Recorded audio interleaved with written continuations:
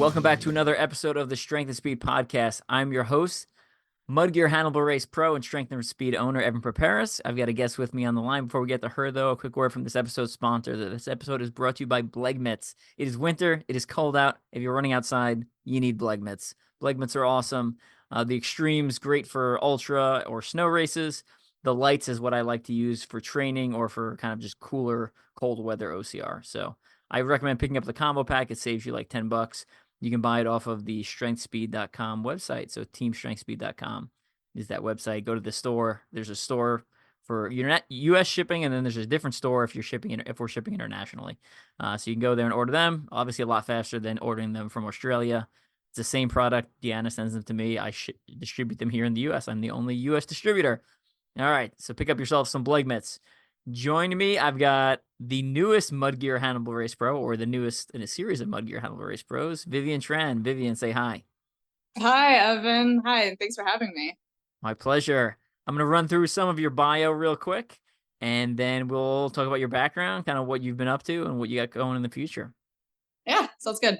All right, so Vivien's from Dallas, Texas, specializes in OCR ranging from like 5K to 21K, started racing OCR in 2021, won the Spartan US National Series for the 35 to 39 age group in 2023 with like an insane list of, it was like first. I think there's like a second in there, and there's like more firsts.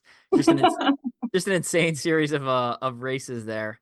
Really impressive performance. And then which placed you third out of 1,000 athletes, including male and female, for the national age group series there. Super impressive. And then it's got podium finishes in Spartan, in Spartacus Dash, Battle of the Lions, and Bone Frog Abominable Snow Race. And as we're recording this, you are getting ready to run Abominable Snow Race tomorrow.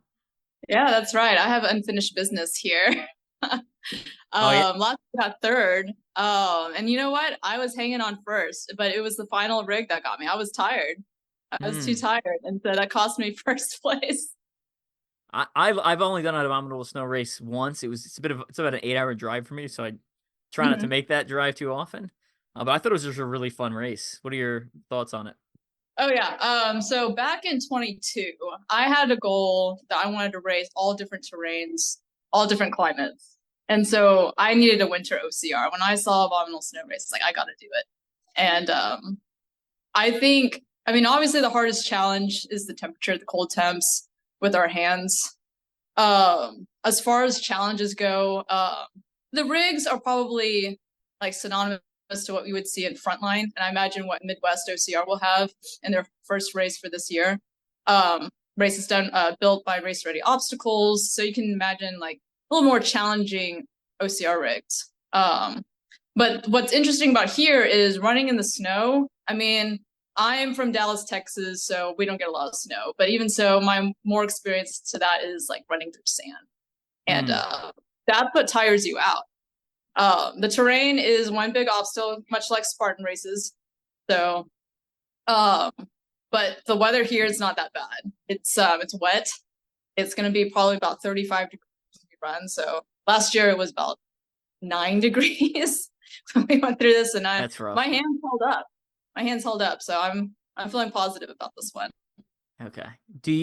Is there snow on the course? There's usually snow. Okay. Yeah. Oh, yeah. It's probably gonna be pretty slushy. It's gonna be probably pretty slick though. That's what Dana with Race Ready has been featuring on her live feed and on her Instagram stories. So it's gonna be different. This one's gonna be challenging because it's gonna be wet, probably slicker, probably icier. Let's talk shoe choice. So what are you going with? Are you going with a nice VJ type high traction shoe, or you got like the Yak tracks for like snow running? What's your plan here? Last year, I ran with my Ultra Superiors, I believe that was. But I did have Yak tracks on there because that was part of their guide. They actually said to get more aggressive tread and even get spikes. Don't have spikes, but last year, within a mile, I've already lost one of my Yak tracks, and really? I attempted to go back and put it back on, but it slipped off my shoe. I was like, well, I gotta keep moving. And so doing obstacles that's like Olympus, they call it Apex. I mean, I don't know. That didn't really challenge me as much, but like it's gonna be different because it wasn't slick last year, so we'll see. I'm hoping the Mhm. yak track hold up this year.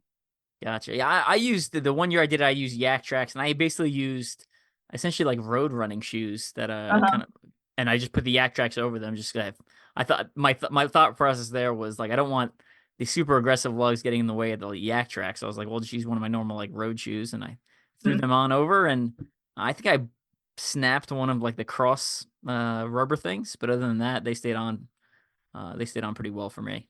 So I think the only thing that I am concerned about is one of the major hill climbs. I think they call it the Himalayan climb, and it's the second obstacle. And it's like when you see in Spartan races with some of the more hilly courses, you got a rope that you're gonna like help climb up. Dana had mentioned that like the people that can cross that the fastest will have more of an advantage for this yeah, race. So yeah, we'll see. I feel pretty good about it though. nice.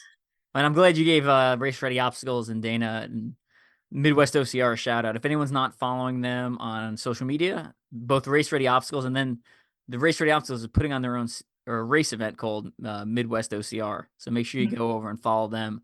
I guarantee that's going to be a fun event because again, normally they build for other people, so they are.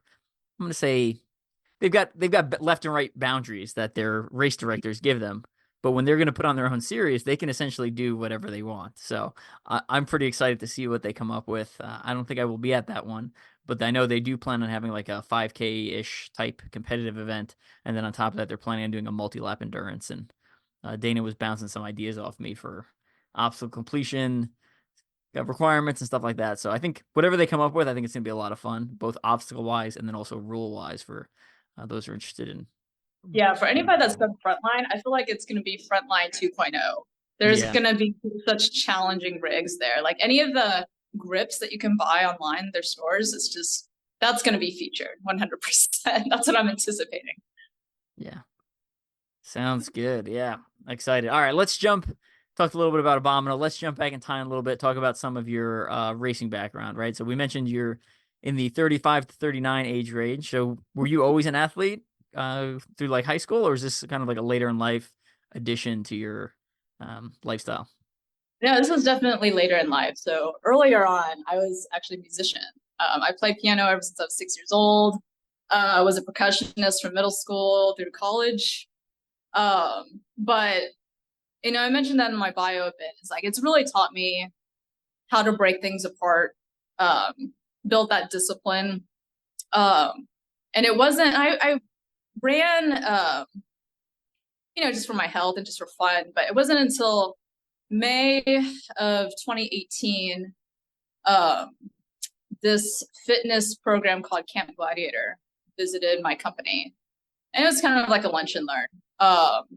I loved it. I fell in love with it. I signed up. I did it for about a little over 3 years. I was really competitive in it. That was whenever I realized, like, I'm actually pretty good at some high intensity interval training, and sprints, more strength training type workouts. And so I feel like I got that hybrid fitness background pretty early on. But even then, it took me some time to actually be pretty good at it. They had a thing called CG Games. I didn't qualify the first year I was in there. The second year I tried out, I was the 25th person, and they only allowed 25 people in our age group to go in. And so, but I finished 11th that year. And then the following year, I actually ended up winning that series. And so that's when I knew. I was like, okay, this is kind of the avenue I want to go towards. I have a friend, Kevin Harkins, give him a shout out. He thought that I would be pretty good at OCR, and I heard his stories about it. I was a little intimidated, to be honest. But he invited me to go to my first OCR event at Battle of the Lions in 2021, and man, that kicked my ass. That's like jumping into the deep end of the pool there in I 2020. remember that year, the obstacle that got everybody was the stumps, and it was pretty early on. I think somebody even ended up hurting their shoulders. They had to close that one down. But when I got through it, It was a one Tran, shot. yeah, that was I felt good. Like I was like, okay, I think I got this. But once we started getting into the rigs, I was like, okay, I need to start building up some grip strength, and that was a process. One of the things that I would like people to know about me, especially, is that from 21 to 22, a lot of failures, a mm, lot of ripped hands, couple of DNFs. It's just like you really figure out like the kind of athlete you are in this sport after ripping your hands and just being mentally and physically exhausted. I just kept at it. yeah. Uh, and I went into Spartan races, did pretty well there. But then I just kept getting at it, and became more competitive. So in the latter half of 22, especially whenever I switched over to my now OCR coach for Tran with reinforced running, Hmm. and basically had solid goals. And that's what happened with 2023. I focused on Spartan series and just really, really wanted it. I knew that I was going to be at a disadvantage because 3 of the races were going to be mountain races. Hmm. But I had to do what I could to be competitive. Yeah. So you said I'm gonna jump it back onto a couple of things. You said one, I really like the talk you had about discipline and some of the lessons you've pulled from learning something like instruments and bringing it over to the obstacle course racing. I think discipline is above and beyond like the most important thing. I've just seen it over and over. I've seen it in the military. I've seen it in jiu-jitsu. I've seen it in combatives. I've seen it in obstacle course racing. I've seen it in marathon running, ultra running. Like everywhere I go and I look at someone mastering a complex skill, it comes down to discipline. Like, are you willing to show up? And after you fail, are you willing to come back? Are you willing to come back Yeah. again after you fail? Are you willing to come back to the point where it's like people are like, maybe you should switch sports, and you're like, no, I got this. Give me a couple more tries. Um, so Well, I think what really translates well with that is that, like with music and with piano, you have to break things up into simpler pieces. And that's mm, what running is, and that's with strength training and OCR. I think a lot of people want to just hit the ground running and thinking they're gonna like fly through these rigs, but it's just like it takes time to build up that grip strength and just get your running and fitness in, right? So I stay patient, and that was huge for me, and I think that paid dividends. any specific tips you have for like someone who maybe having trouble with rigs or an obstacle? Um, a- any sort of like um training tips? I know we touched on it a little bit there, but oh anything yeah, additional I to add? mean, a lot of my a lot of my success came from talking to a lot of the elite athletes that were great at the sport. Look, I listened to them. I took any advice that they had. I got a coach. I mean, that does help. But one of the things I think that people to realize, like once they get on the rig or when they're practicing at home and training, is like be happy with like just doing one, like getting one grip at a time.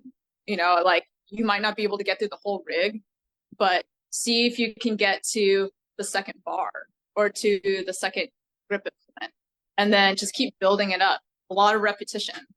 It's like that's what it's going to take. Um, yeah, I mean, and being really patient with yourself. Yeah, My advice is learn from the best and stay diligent at it. love it, love it. All good stuff there. And another training related question, right? We mentioned you're from Texas, not the Mhm. hilliest place in the United States. And you did 3 of the national series races were mountain races. Mhm. So what did you do to prepare for the mountain races? Because we know Um, Spartan is just brutal with they're like the hardest obstacle on today's race will be the mountain. You're like, yeah, right. They just hammer it into people. I actually had to research North Dallas with a topo map to find out different elevations that I can train on, that I can do early in the morning. It's safe.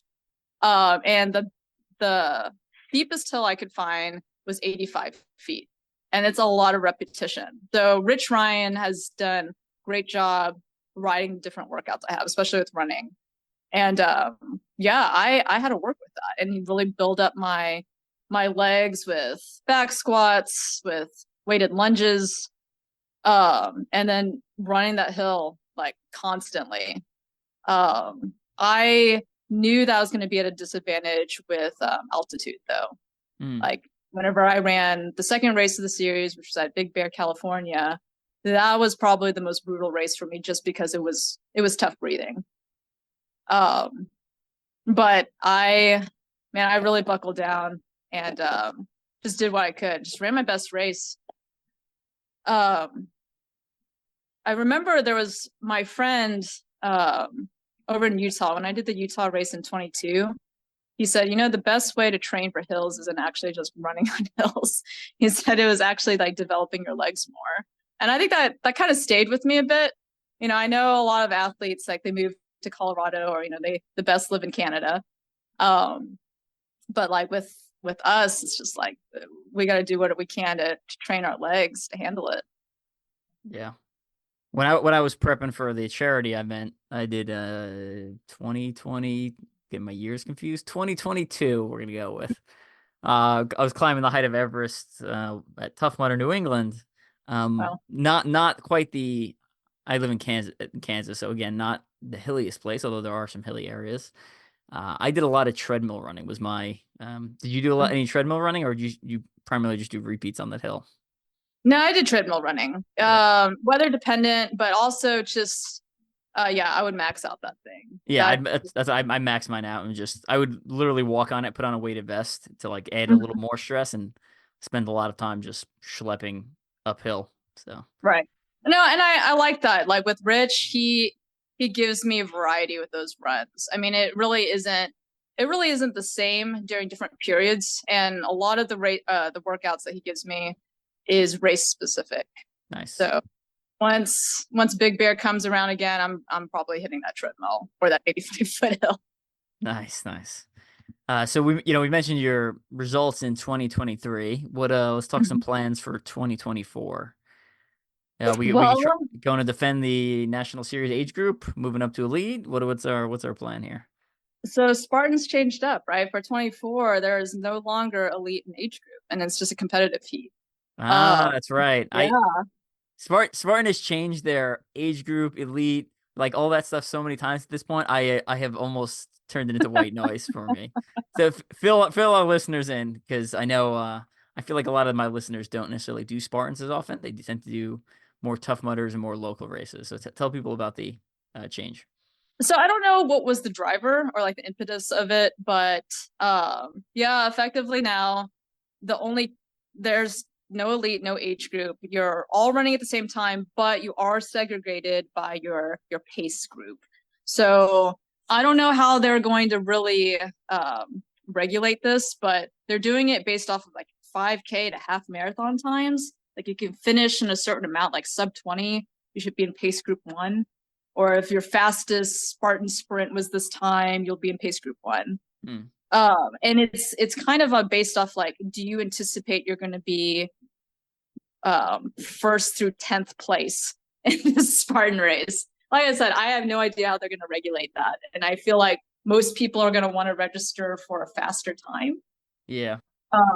But that's how they're going to do the waves now. But as far as the series goes, still the same format. And I think it's going to be more similar to what we see in other OCRs. It'll be a top 3, and then everybody else will fall into their age group. Nice. Like similar to Savage. Yeah, world toughest. Yeah, and that's the way most running races do, right? They take out the top 3 for overall, and then everyone else falls into their respective age group. So you can be in 4th place win your age group, or you could be far back and still win your age group, depending on what age group you're running in there. So, yeah, I think they're relying largely on self-policing, so people being honest with themselves. We'll see how it plays out in person. We'll see. Yeah, I think it'll work pretty good for a lot of people, and I think a lot of people will show up and grossly overestimate their skill or purposely try to go into a faster wave. And you know, hopefully I would hope there's some sort of a checks and balances eventually, but instead of just self-policing. We'll see though. Yeah. It's going to be humbling. I mean, you're going to find out really quickly if like you were supposed to be in that phase. And back to your question, like, am I going to be able to defend my national series title? Look, I wish I could say that I was as fast as Lindsay Webster or Chris Rogowski. But with every race, it's just like I have to run my own race. I think that's probably the mantra that a lot of people use. But it's true. Like even tomorrow at Abominable, it's like I know what I can do. I know what my training has done for me, and I'm going to have to depend on that. Now, if I still defend the age group and be in like one of the podium winners for the age group, I'm still going to be proud of that. I mean, that's going to probably put me at like 4th or 5th place, but that's huge. Yeah. So I would be proud of that. Yeah. Yeah. Interesting. We'll see. Again, we'll see how it plays out. And yeah. I'm sure you'll do well. I'm curious to see what the I know a lot of the elite waves for Spartan females was really small in 2023. I wonder if that. Yeah, that's true. I mean, I know it was dwindling. I came on so late in the Spartan game. Like I know back in the day, like there were definitely more women in the elite heats, and I don't have the reasoning as to why. Maybe it's a little bit more sparse. It could be because hybrid fitness is bigger now. So a lot of people are doing Deca and High Rocks, or they're branching out to like the smaller OCRs that are more challenging, or like even the Savage series. So that's what I'm. Could be a lack of prize money. It could be. It's probably a little bit of everything. It's probably a little bit of some people. I'm sure there's a whole group that saw OCR as a fad and got their trifecta or two and is now off to do other things. Or, but yeah, I don't know.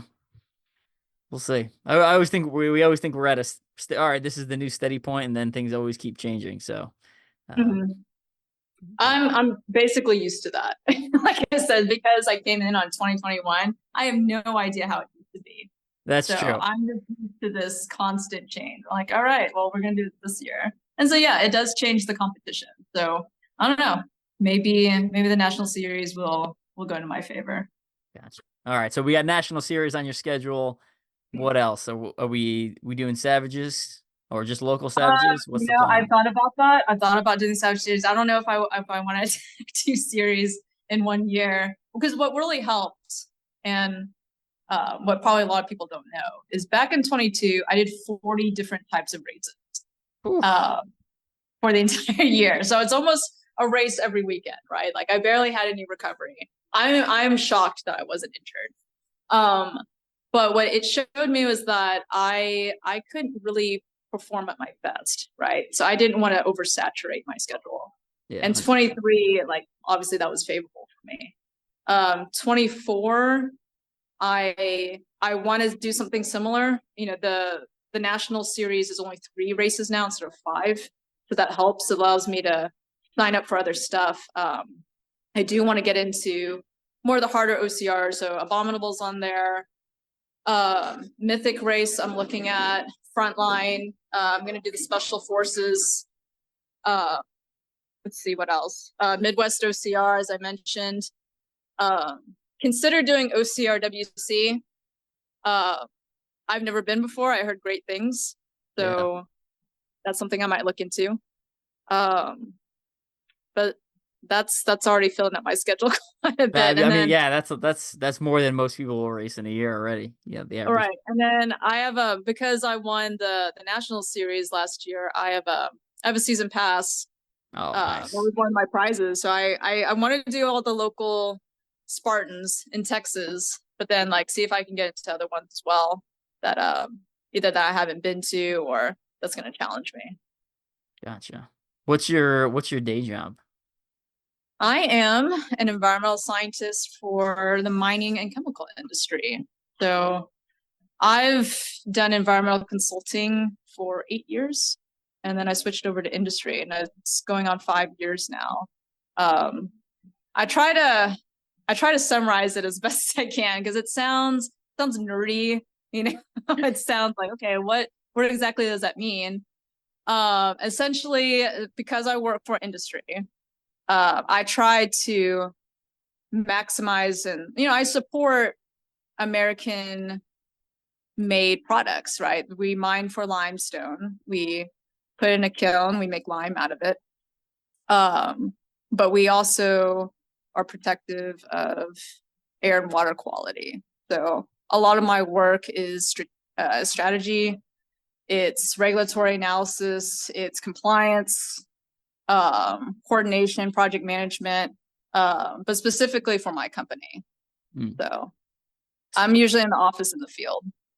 So I do travel a lot, and that makes training really interesting. That's what I was gonna ask. I was gonna ask how it plays into training, and if you're spending most of your time sitting behind a desk, or you're out like doing stuff, or are you traveling, etc.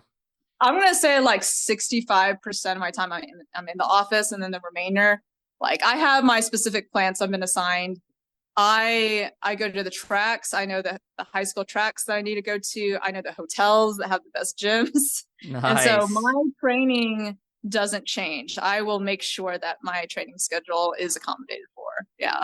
So I think that's one of the things that gave me my edge back in 23 is like I tried my best not to skip it any of my workout. I mean, that's the key, right? Like people always like, well, how do you have time to work out? It's like, I don't know. I make time. Yeah, exactly. Sometimes I lose some sleep and I get up early. Sometimes when the day's over and everyone else is going to bed, I get on the treadmill. I get you make the time if it's important enough. So absolutely, I feel that way, and I tell that to my friends as well. It's like it's like, Vivien, how do I perform better? It's like, well, you have to ask yourself, like, do you want it? Like, do you want to do well? Do you want to perform well? Is it important enough to you? And you'll make it a priority if it is. Right. Good stuff. All right, give me like average training week. What does an average training week look like for you? Like what kind of volume are you doing? How are you doing speed work, etc. And I know you said your coach will adjust it, make it very specific, but give me like ballpark average for people. So probably 3 to 4 days is running. Usually most of that is easy running. And then I have a couple of threshold runs. Like I have my speed work I put in. Mostly the track. Sometimes I'll do it at the hills if I have a hillier race coming up, a mountain race. In my strength training, and I think this surprises a lot of people, I only do twice a week. A lot of it is training just for being a better runner, I believe, with how he writes it. But the grip strength and like the upper body core, it's not as much as people would think that I would be doing as a top performing athlete. And I don't want to say that like as an arrogant way. I just feel like the way that it's written, I love it because I think most people overtrain. Yeah. Like this is written very sustainably, and it's targeting muscle groups that are important as an OCR athlete. It's by doing this training for maybe 2 years now, I feel like this is the best I've ever performed as an athlete. So I think it has something to do with just a good balance, being sustainable, but then also giving me like enough recovery. So yeah, a lot of my workouts probably about 6 days a week, mostly running, only 2 days of training of strength training. And then I'll play at ninja gyms when I get the opportunity, just so I can have that obstacle exposure. And that helps out too. So, and if you don't have a ninja gym, I'm going to promote race obstacles and buy their grips and like go to your local playground and, start practicing on stuff like that. I have, several of their grips that's helped me out. Yeah, 100%. Very good advice. I've used my fair share of playgrounds in the day, building my own rigs. I also would like take like race ready obstacles or similar type grips and bring them to the gym, and I would use them on cross beams of pulling machines. I'd use them as lat pull downs instead of like the normal bar. And again, people are just staring at you, and you're like, yeah, whatever. I'll be fine. I had a ninja coach that helped me out, like especially with transitions. He taught me like the ninja dance when you go to like the different cannonballs. And one of the things that I really liked that he taught me was that a lot of people like doing dead hangs. I know there's like dead hang challenges and whatnot, but he was like, you know what? Anybody can hang off a bar. Like kids can hang off a bar, but having that core strength and being able to move is really what's going to pay dividends for you as you're moving across a rig. And so understanding that and understanding the grip technique with each implement, that helped me tremendously. 100% agree. I feel like dead hangs are overemphasized in OCR, Yeah. and I want to say I had them in the first edition of my book, and I think I Mm-hmm. took them out of my second edition. Okay. I'm not 100% sure I took them out in the second edition, but I'm pretty sure I did because I was like, I don't do these, and they're not. I don't think they're very useful. Like, because Mm-hmm. again, if you're spending more than like 45 seconds on the obstacle, like you need to work on your transitions and your ability to Exactly. move. Like you don't need to work on a hang longer. Like hang longer is not going to help. Like you need to get across the obstacle. Stop wasting energy. Stop wasting Right. time. It's So teaching you how to be stuck in like six. exactly, yeah. You're not teaching body mechanics. You're not teaching movement. You're not teaching transitions. You're just Right. like just sit there like a dead log hanging Yeah. from this branch here, and you're like. And then a lot of people will like, it won't even engage their like upper back muscles, right? So like I'm sitting there and I'm just Mhm. like hanging all my weight through my tendons and my shoulders there. And it's like, I don't know. Might wanna keep the back tight at least, get some muscle work in there. So Yep. That was something that I always have like, so, some phrases that helps me out, like smooth is fast, fast is smooth. I'm pretty conservative on race day, just to not do too big of leaps, afraid of falling off. Uh, but also pull and shoot was always something for me. So I've really had to build up like that ability to pull up my body and then just like go for that grip implement and then just work on those transitions. So those are kind of repetitive phrases that I have for me that's helped me out. I like that one, pull and shoot. That's a good one. I like that one. It's good. Yeah, the you also mentioned like doing small repetitions and practicing a lot. I know when I worked with some athletes and they were having trouble on like specific parts of like a transition or specific hold, I'd be like, well, don't start from the beginning. Just start one hold back and just Yeah, exactly. run that hold until you can do it, and then you can put it in the middle of, or the end of your rig, right? So Mhm. you've built the confidence. So One of that reminds me, so one of the things that the rigs that I had trouble with for a couple of years was Gibbons. Um, that was made apparent at Grid Game. And it was just like stationary Gibbons. I couldn't get across that thing. And I remember trying to get to a point where I could just lâcher off of the grip and hit the bell. And I was able to do that on one of my tries, but I ended up scalping part of my forehead just from oof. doing that. And I was just like, I'm not ready. And, those are those teachable moments for me where it's just like, okay, I need to take this one at a time. So Gibbons, um, just doing it just a little bit, like get the bar in on one, get another, and you fall off. Just keep doing that and that repetition. Yeah. I started when I do Gibbons, I actually do this weird. I do them two-handed. So I'll hold one bar with like two of my fingers, and like it's kind of hard to explain, but like as I transition, cause my shoulders aren't very good. So when I swing down Mm-hmm. from a single arm, it just puts a lot of stress through my shoulders, and I can hold Mm-hmm. it sometimes. I just don't like doing it. And my shoulders don't like it when I do it either. So Mm-hmm. I will pull and shoot. I will pull and shoot, and like with the hand that has the next gibbon, and I'll touch once off of that like the current one I'm hanging on before I reach. So Mm-hmm.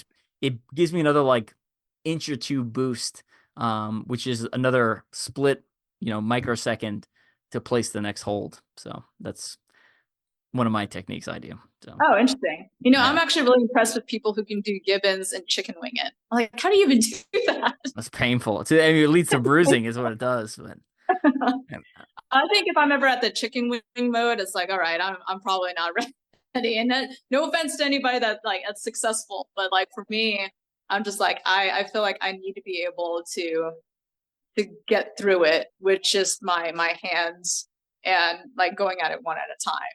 But I Yeah. think I've gotten to the point now, like I feel confident enough of skipping, right, implement. So Yeah. that's one of the big personal victories I've had recently. Gotcha. I mean, chicken wings are the last. That's like I'm in the race and I'm stuck. Like I would understand how to do it ahead of time, but not something I would practice regularly again, just because it's Right. literally abusing my arms. You're getting black and blues and stuff like that. I've used it on Stairway to Heaven when it's been super wet and it's just been could not get a good grip and I've hooked my whole arm in there. But yeah, do not recommend. Do not recommend that. All right. We're gonna start wrapping things up. Tell us something people would be surprised to know about you. I actually feel like that tidbit about myself that I wasn't always an athlete was probably the most surprising thing. And I kind of want to circle back to that because it's just like, you know what, that actually like gave me some orthopedic reserves that were untapped, right? Like Mm, I didn't start off in OCR with any injuries. And yeah. I think a lot of people went through burnout. I mean, and this is just from the outside looking in. If they were high school or college athletes, and like, whatever injuries or stress fractures that they had. But I kind of came in fresh. Um, that and part the musician piece, the environmental scientist piece. It's funny because like we have all these alter egos, right? We usually see ourselves as like these athletes and other people.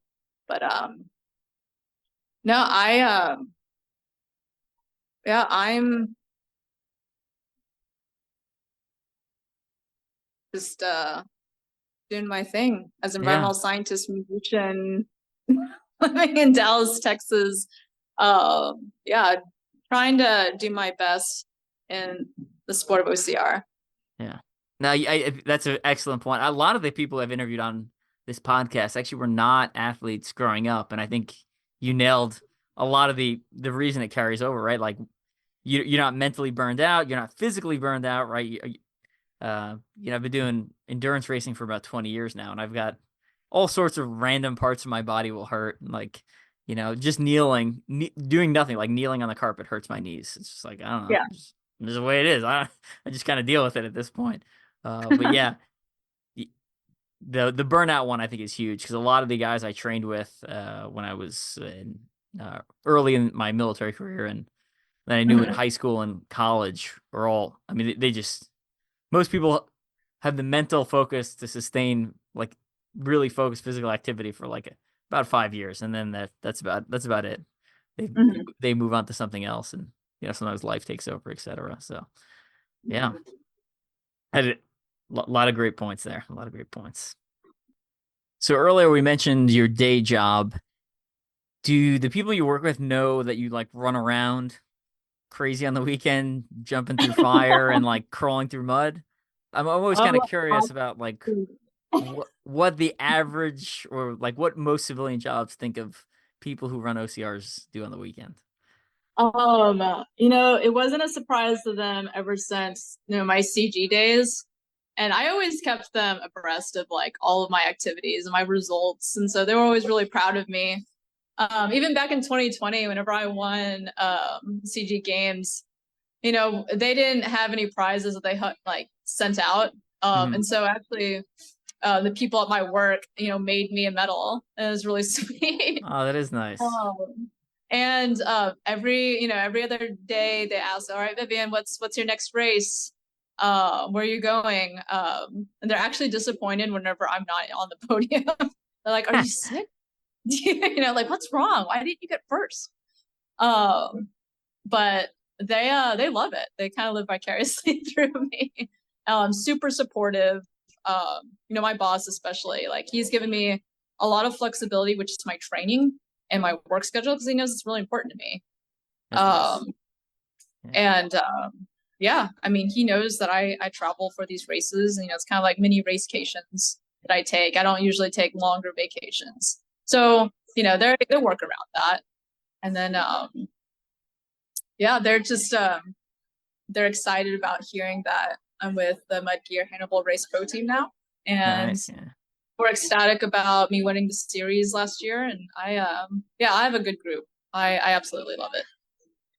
Have you been able to line up any work trips with races? Like, oh, I happen to be in this area for work on this day. Might as well stick around for another 24 hours and run a race. Yes. And I maybe not so directly in the same location or state, but the only way I was able to do West Virginia last year for the series was because I was in Kentucky for like this training seminar. And I Uh, was like, okay, this gave me the opportunity to actually get to West Virginia. Because it was I mean, it's an expensive sport. I mean, it is, yeah. there's no, being around the bush with that. And so that was really advantageous for me. Um, I think like if there were any races that were in Arkansas, I'm trying to think. Oklahoma. I know Battle of the Lions used to be there, but like Conquer the Gauntlet, that's one where I could do like as part of a work trip as well. Hmm. Gotcha. Oh, that's one I didn't mention from earlier. Yeah, Conquer the Gauntlet, the last one. Definitely doing that one. Yeah, 2024. That's it. Oh. Last chance, everyone.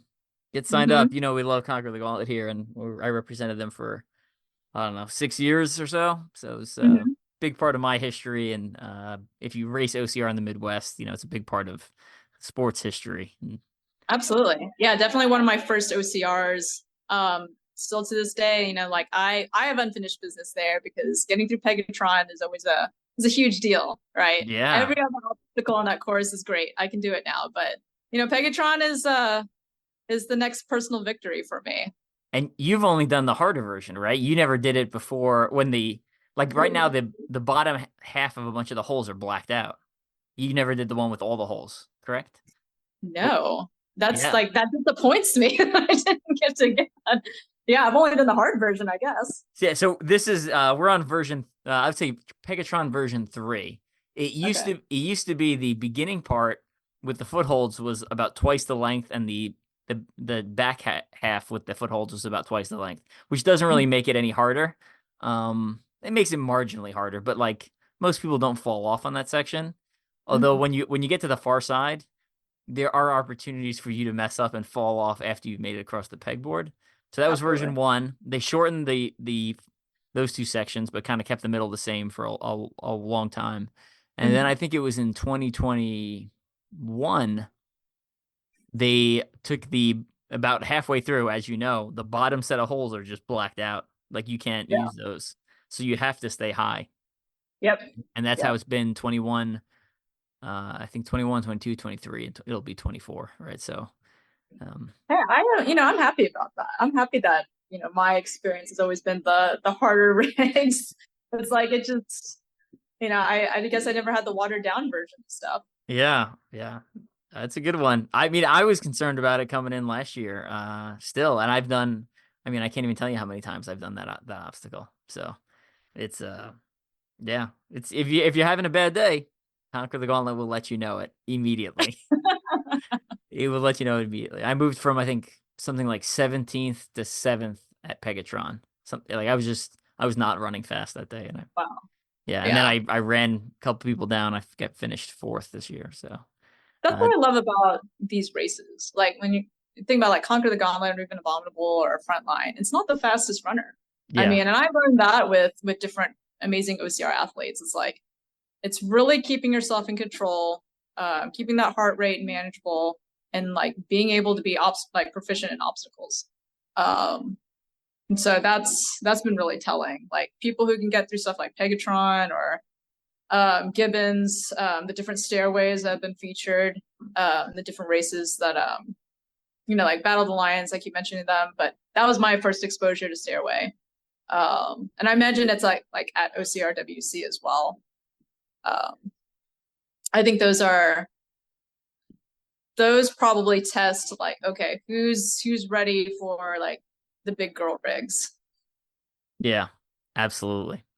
And I really like mandatory obstacle completion because it makes you have to balance it. And if you go too far in the speed direction and not enough in like the strength direction, boom, just plug my Mhm. own podcast there. You like you it's extremely costly. It's like, oh well, I wasn't first and now I'm DNF'd. So I like Right. how it's a very sharp cliff as far as when you mess up off the far end. And Right. Some of my best race memories have nothing to do with placement. Like I've got a picture of me crossing the finish line at CTG Wichita in 7th place, and it looks Uh-huh. like I just won the entire race Oh because man. I was stuck at a rig, couldn't get across, made Yeah. it across on I don't know how many tries, and I am just like screaming at the top of my lungs. It was just Wow. like, and you don't get that with like I'm gonna go do burpees. So, um, Yeah. I really I really wish Spartan would change some of that and just kind of switch to mandatory completion. I think it just makes it more interesting. But I've talked to people about that, and I feel like because the presence of the races is just so huge, I would imagine there'd be like massive bottlenecks at those rigs. Like you think about Olympus or Ape Hanger. Now, they brought back Ape Hanger. yeah, Be a huge line. And so I don't know how that would fly. You probably wouldn't have a lot of people registering for those races if they knew that they couldn't get across them. And so yeah, I feel like, that's a good point. My argument worked a lot better last year and the years prior because the elite wave was its own race, its own wave. Now that you're having competitive run in multiple, competitive in age group and elite, whatever, running in all in essentially back to back waves, then you're mhm, correct. I would agree that like the mandatory completion for the number of people coming to a Spartan and the number of people who are going to try to get a top spot would mhm. not work as well. So that I is an guess excellent I have point.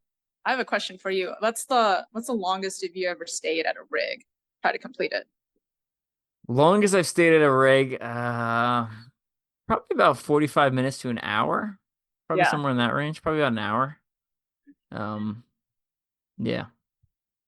And I know people I know Ashley Samples and some of the Florida crew down there has literally spent like 6 to 8 hours, What?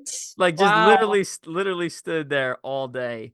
I specifically remember, I think it was, I don't know if Ashley was the one stuck or just her friends were stuck. I specifically remember there was a race in Florida where Mhm. the bunch of the women were laying on the blacktop that was like adjacent to the rig because they were wet and cold, so they would fail the rig and then they'd go and lay down on the blacktop like sunbathing, keeping themselves warm, and then they get up and try again.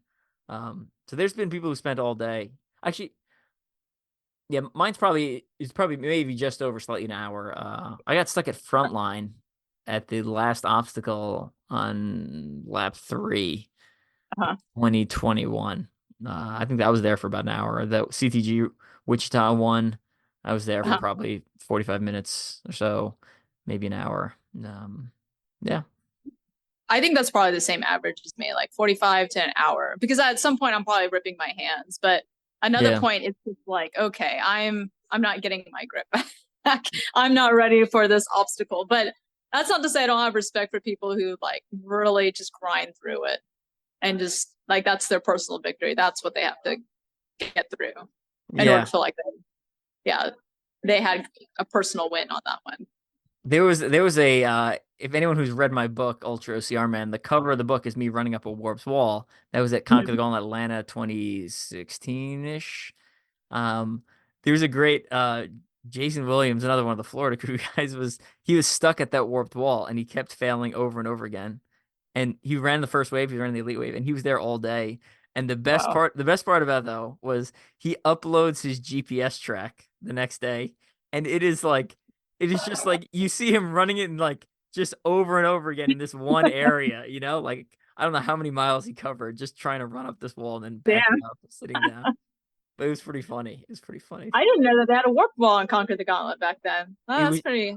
just that Is it? one. It was just that one because they did a Conquer the one in Atlanta. The only time they've done CTG Atlanta. And when they were Okay. building the course, some other race company had made a warped wall and just left it like off to the side. So it wasn't in working condition, but they essentially repaired it. And that Uh-huh. was the only warped wall at Conquer the Gauntlet. And it was enormous. Wow. And Dave and Steve were like, "Oh, you'll have no problem getting up it." That was not true.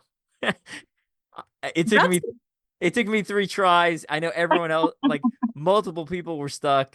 My former teammate Jay Flores got stuck there. He was in second. I think he ended up finishing in 6th or something. So he got bumped down. Yeah. I have conversations like that with ninja athletes versus OCR. And a lot of them give us crap because they're like, your obstacles are so easy. I'm like, look, when you're running through mud and, the different climates and terrain and like your heart rate's racing, like these obstacles aren't easy anymore. And so I think like with a warped wall, like yeah, I would imagine everyone's just slipping everywhere. Yeah. And yeah, it's usually, even if it's a relatively dry course, I mean, you're still tracking mud up, right? So it's still, you still lose some of the traction there.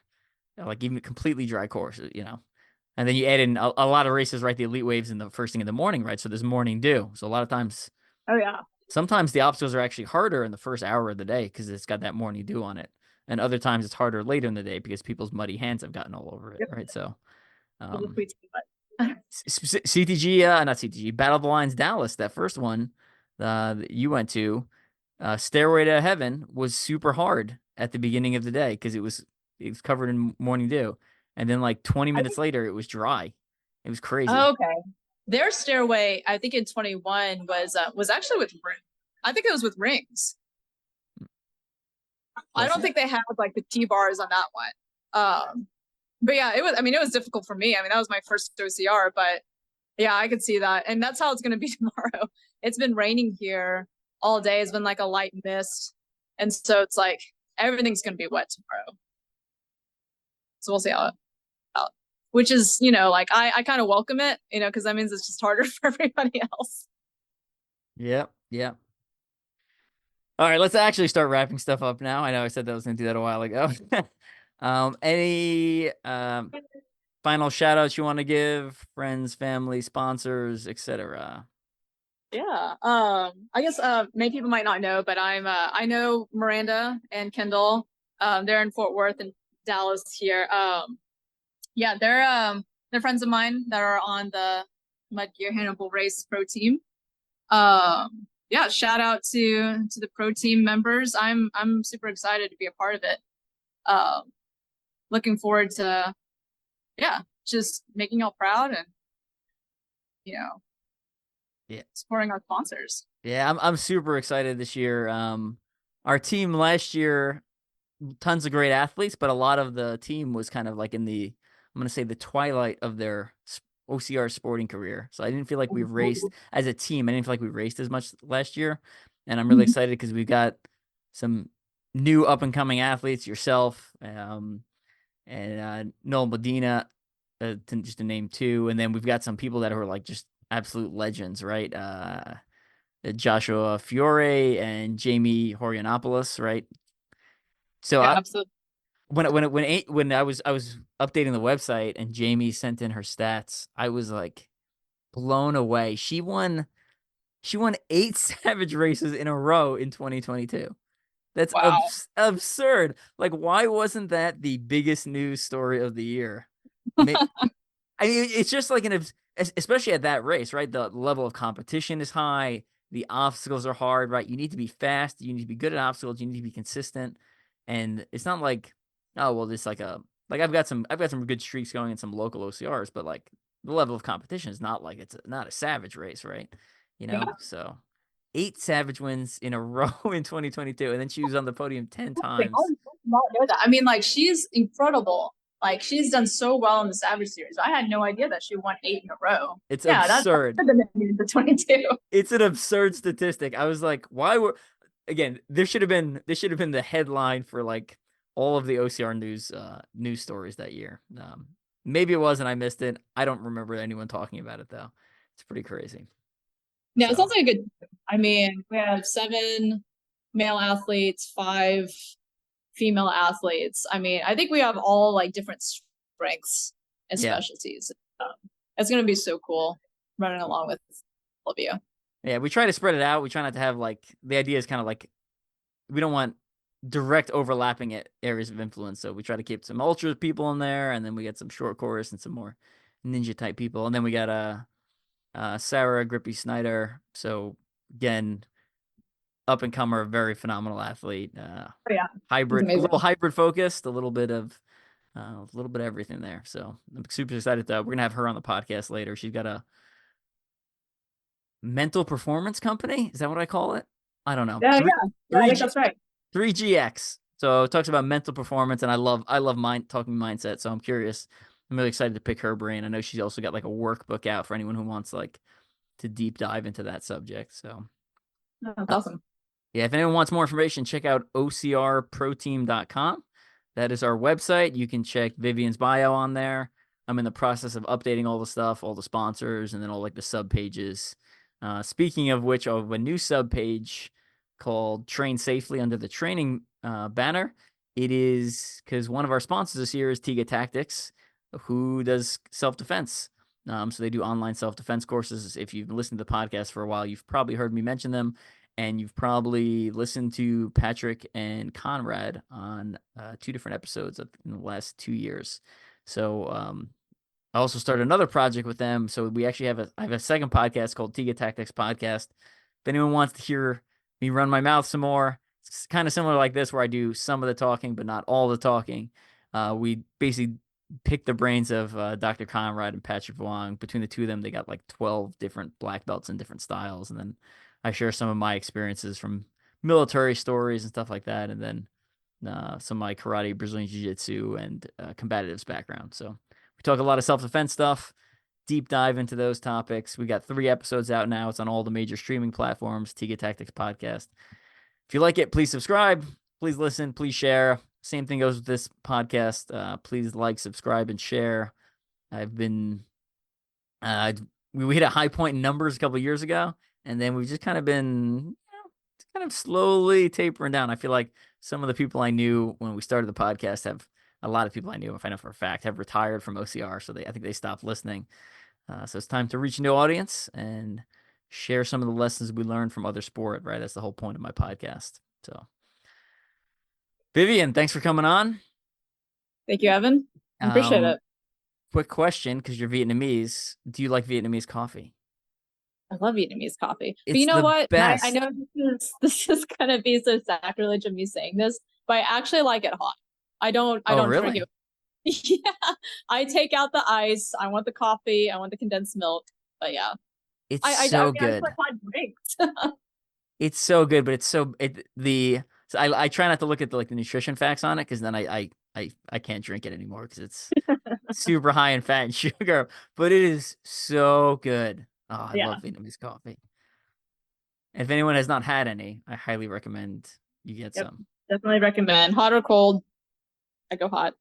What any is there a specific brand, or do you like home make it? What's your go-to? Oh no, I haven't personally homemade Vietnamese coffee. I've gone to different Vietnamese restaurants. There's Okay. just a huge community of Vietnamese um, within the Dallas area. So I Okay. mean, yeah, that's not gonna be hard for me to find. Gotcha. And I mentioned Tia Tactics podcast. Uh one of our co-hosts is Vietnamese. So Oh, awesome. random connection. Anyway, all right. We're gonna get going.